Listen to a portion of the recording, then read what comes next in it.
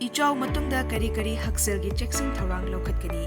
ECHAO matungda isingdagi pokpa laina, typhoid, laihau tauba amasung leptospirosis, amasung kangna sandokpa laina, malaria, dengue na chingba nabagi chang hengalakpagi akiba lay. Asway angam thoktanaba khongthangsing asi insi. Ahanbada thakpada safare khangma mafamdagi lawba ising khaktamak thakse.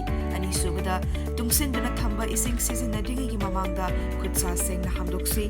Ahumsubada chinjak sing mapung fana thongdoksi lunena fong sana thamsi. Mari subada lukhak jogum sing tingthina loishinsi.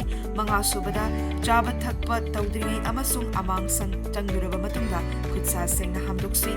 Taruk subada angang sing ECHAO gi isingda kumduna chadhangumsi.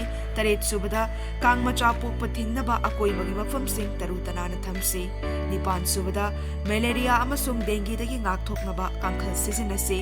Mapan subada pumtharaga natraga ECHAO gi isinga samnaruraba chinjak sing mafam chana langthokisi. Tara subada infection thokpadagi thingnaba layong hek ulapaga Dr. Tanahausi.